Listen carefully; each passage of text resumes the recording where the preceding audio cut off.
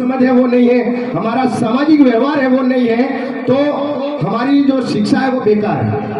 तो मेरा जो विषय था, मैंने धर्माराम जी सर को नोट करवाया था कि बाल विवाह और सामाजिक समझ,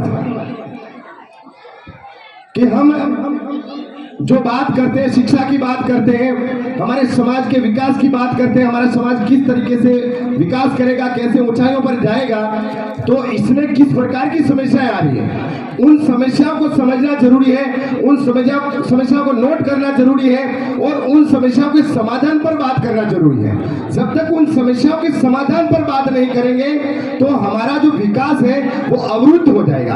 अवरुद्ध का मतलब है रुक जाएगा। तो रुकेगा कैसे? मैंने विषय जो चुना है बाल विवाह।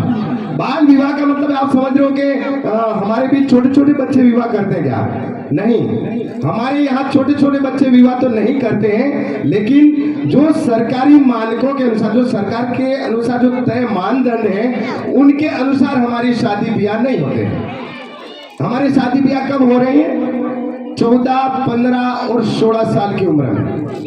14, 15 और 16 साल की उम्र में विवाह माता पिता भी कर रहे हैं आपसी सहमति से, और लड़का लड़की भागकर चले जाते हैं और उसके बाद में मेल मिलाप हो जाता है और संबंध स्थापित हो जाते हैं।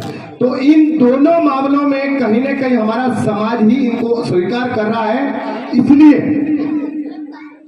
हमारे समाज में जो विकास होना चाहिए वो नहीं होता है, क्योंकि हम 15-16 साल में विवाह कर देते हैं। 15-16 साल में अगर बच्चा पढ़ने जाता, बच्ची पढ़ने जाती है, तो वो या तो 9वीं में होगा, 10वीं में, 11वीं और अधिकतम मान लो तो 12वीं। अब जब 12वीं करने के बाद में हमें STC, BEd, ITI, IIT, IIM, MBBS, बहुत सारी ऐसे टेक्निकल और नॉन टेक्निकल डिप्लोमाज होते हैं, वो करने की आवश्यकता होती है। उस समय हम दूसरा डिप्लोमा कर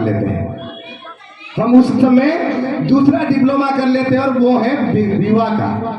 उस डिप्लोमे को छोड़ना है, क्योंकि ये डिप्लोमा तो बाद में भी हो ही जाएगा। इस डिप्लोमे से कोई वंचित, मेरे हिसाब से बहुत कम लोग, रेयर मामले में रहते हैं जो इस डिप्लोमे से वंचित रहा हो। अनपढ़ हो, गवार हो, अशिक्षित हो, है ना, कोई भोला हो, जैसा भी हो, तैसे भी। और